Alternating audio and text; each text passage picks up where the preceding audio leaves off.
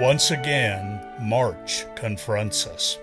In many ways, it is a time of conflict and struggle, not only between the seasons as winter and spring fight a seemingly never-ending battle to regain on each other, but also for our emotions.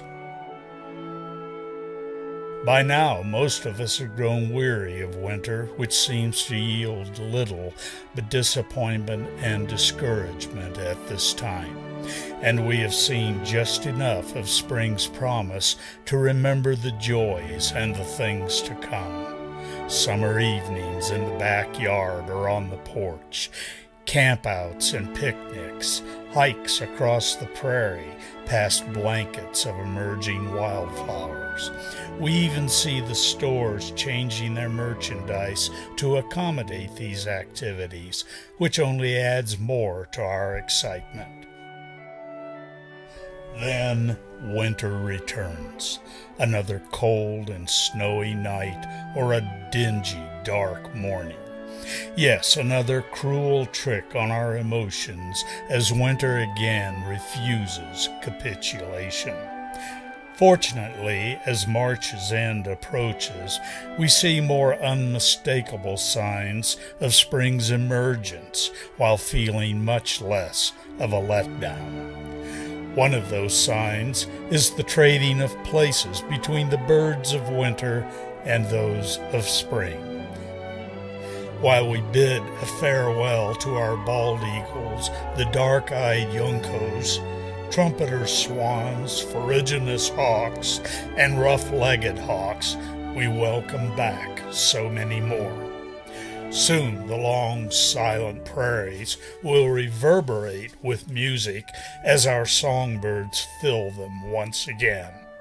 Our ears will be treated to the cheery chatter and songs of the red-winged blackbird, the mountain bluebird, the killdeer, the American robin, and the beautiful western meadowlark. Many of us here consider the first day of spring to be the day we first hear the meadowlark's happy little song. From trees and other perches, we will see golden eagles and hear the hoots of great horned owls, one of the earliest birds to nest in our region. And great blue herons will construct and rebuild nests in tall cottonwoods and stands of reeds along creek banks and lake shores. The woods and meadows will echo the gobbling of male turkeys as they call to hens and gather harems for the purpose of mating. Also from the grasslands, we will hear other ground-nesting birds like the sharp-tailed grouse and the sage grouse on the booming leks as they perform their spring mating and dance rituals for the hens. The rat-a-tat-tat of the sharp-tail stomping his feet sounds almost like that of a military automatic weapon. And even the skies will resound with music's return from our own songbirds, as well as the clamor of sandhill cranes, snow geese, and Canada geese as they pass high overhead in their typical formations on the way to nesting grounds much further to the north. Many of the Canada geese also nest across our region.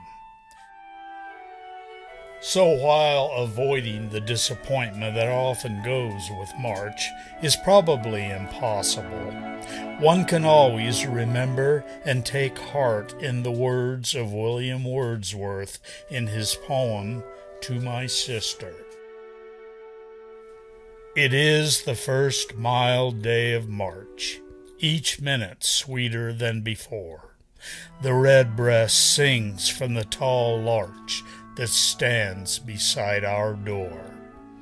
Indeed, the redbreast, along with the meadowlark, will sing here as well.